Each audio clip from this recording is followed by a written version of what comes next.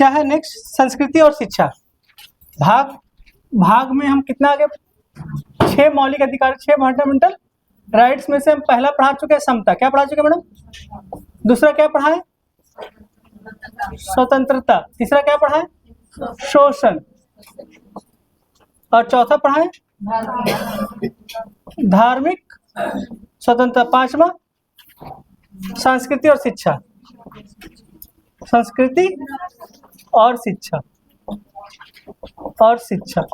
ये पढ़ाना है। तो आते हम यहाँ पांचवा जो आपका मौलिक अधिकार है, 6 अधिकार उसमें पांचवा पढ़ा रहे हैं। ये पांचवा पढ़ा रहे बेटा। इसमें क्या है? संस्कृति और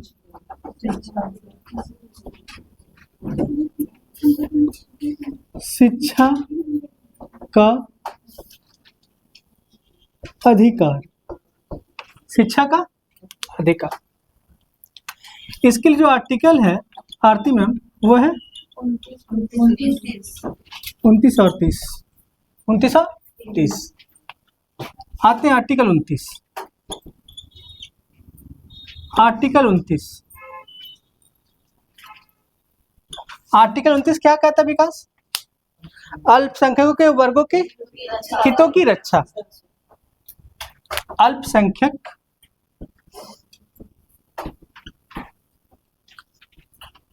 वर्गों के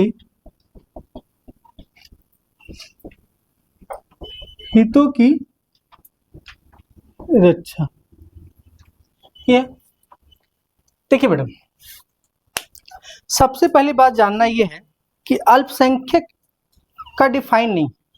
ये कौन? अल्पसंख्यक। ये हम और आप अंडरस्टूड रहते हैं।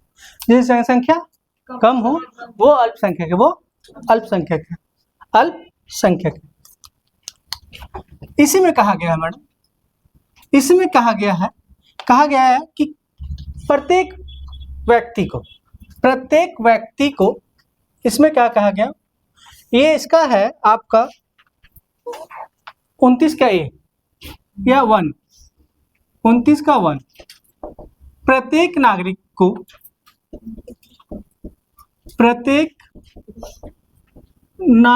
को क्या अधिकार है मैडम? अपनी विशेष रुचि, प्रत्येक नागरिक को अपनी विशेष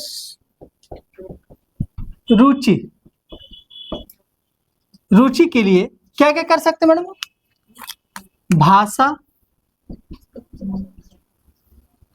भाषा क्या होगा बेटा? लिपि और संस्कृति। भाषा, लिपि और संस्कृति।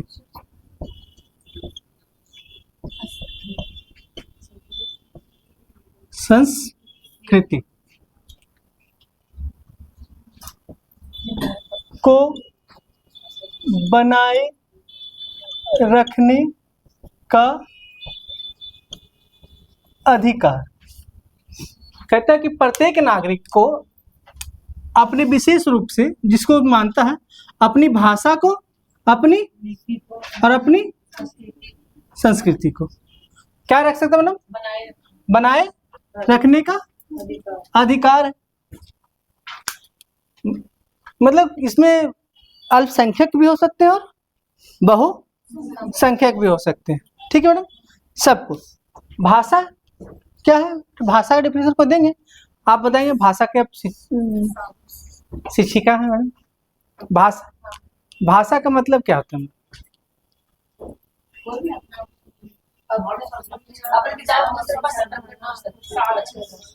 ठीक। अब देखिए मैडम, जैसे आदिवासी समाज, क्या बेटा?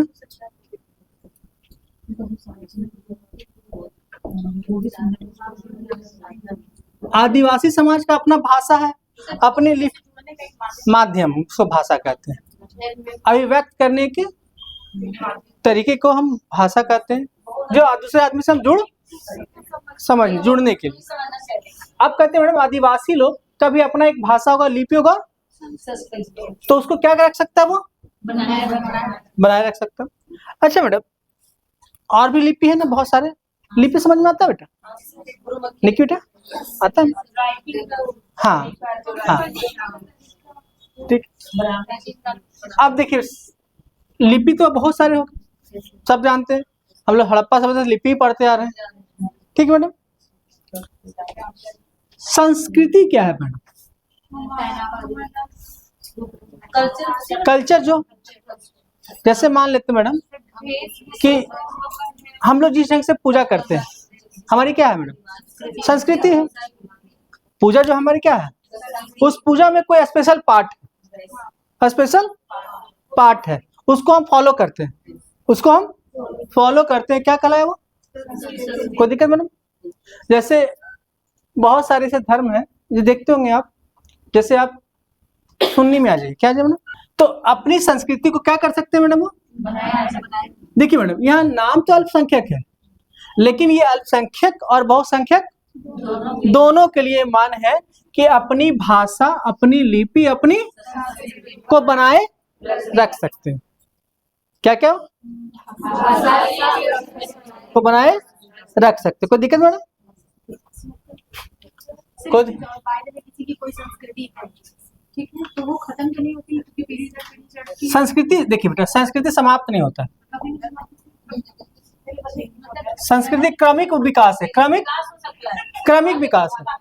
संस्कृति तो क्रमिक विकास है ना, क्रमिक, तो कभी खत्म, चेंजेस हो सकते हैं, समाप्त, हाँ, जैसे हम उसमें परिवर्तन कर सकते हैं, कुछ समाप्त नहीं कर सकते। जैसे वैदिक काल से चला आ रहा धार्मिक क्रिया है, उसका विकास ना हो रहा है कि समाप्त हो गया धर्म, ठीक है।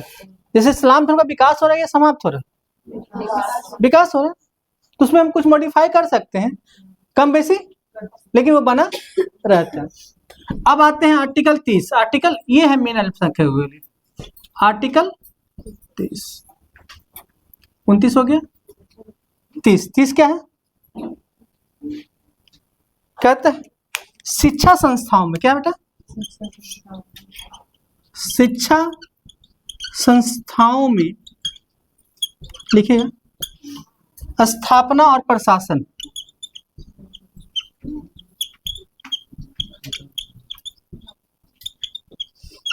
और प्रशासन करने का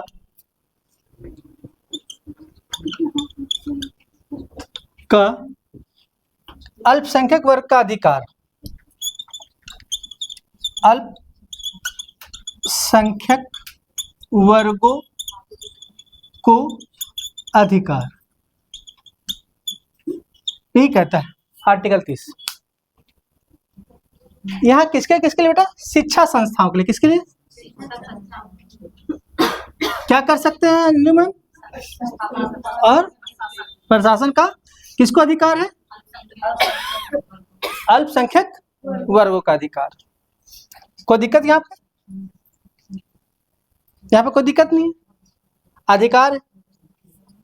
बोले बेटा,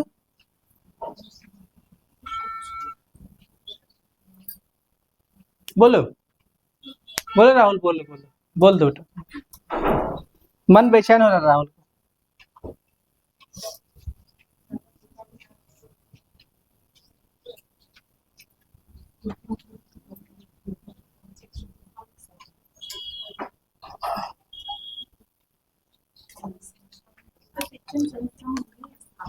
हाँ, क्या स्थापना और प्रशासन करने का अधिकार, इसी में 30 का ए है, 30 का और 30 का 2 है। जब आर्टिकल 15 पढ़ा रहे थे पृथ्वी, तब इसी की चर्चा किए थे हम।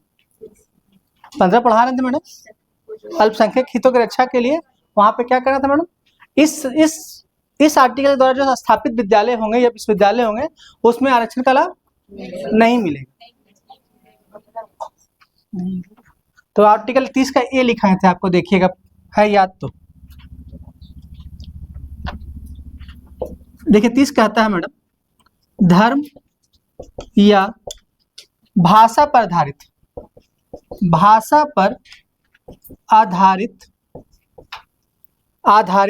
सभी अल्पसंख्यक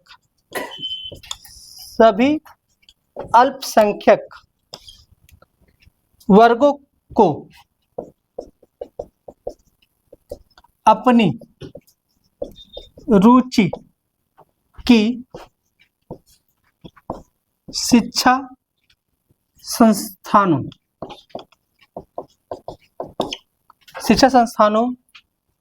का स्थापना और प्रशासन का अधिकार होगा।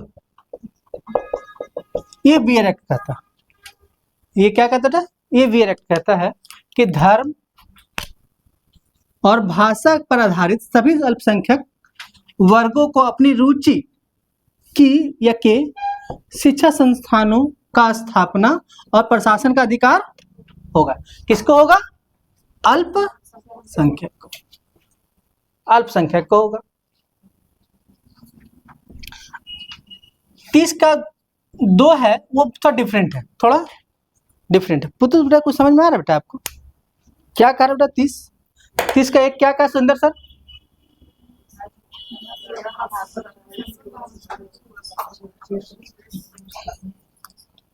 मतलब क्षेत्रीय को बनाना नहीं, क्षेत्रीयता अलग चीज है बेटा। धर्म और भाषा किसी अच्छा बेटा, चीज का नहीं हो सकता। देखिए सिंपल सी बात है, जो किताब कहता है बियर एक्ट कहता है हम उसकी चर्चा कर रहे हैं, ठीक है मैडम। अल्पसंख्यक यहाँ क्या मैडम? देखिए मैडम, देश है, ये देश है मैडम, मान लेते हैं ये देश है, ये प्रीति मैम ये देश है मैम, और देश में ए क्या है? अल्पसंख्यक है। अल्पसंख्यक है, ए क्या है मैडम? ये देश संपूर्ण भारत में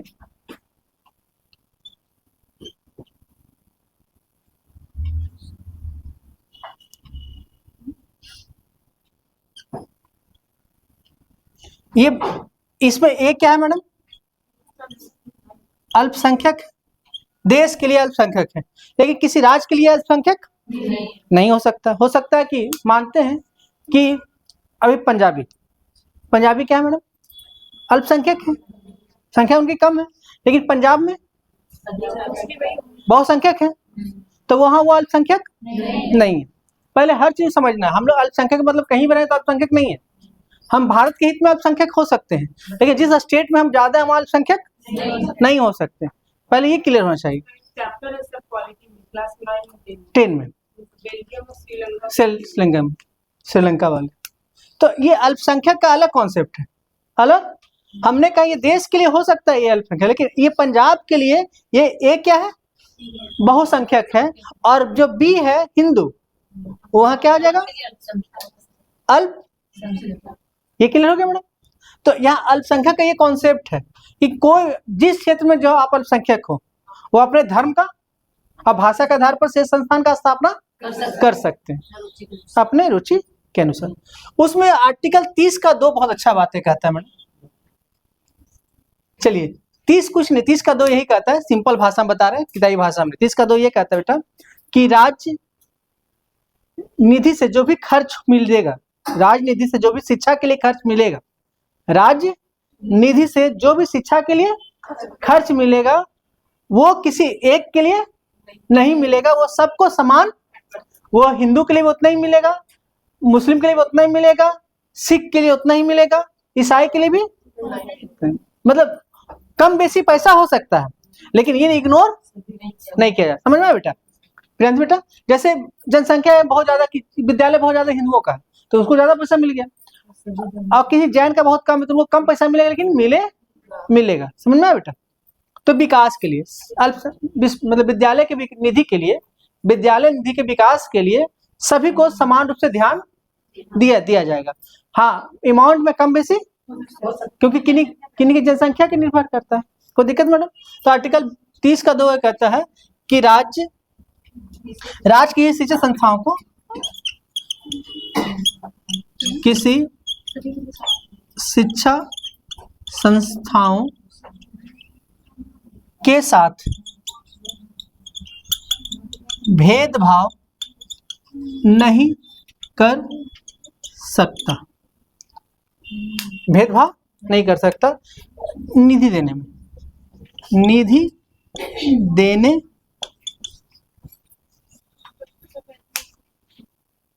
और भेदभाव कैसे नहीं कर सकता बेटा? धर्म के आधार पे। क्या कर सकता? धर्म के आधार। अब बोलो क्या बोल रहे थे?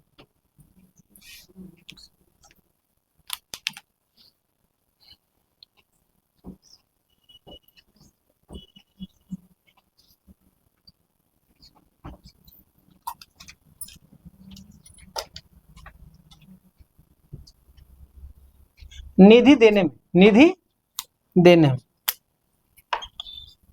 अब यहाँ पे किन्हीं कोई दिक्कत है तो बताइएगा।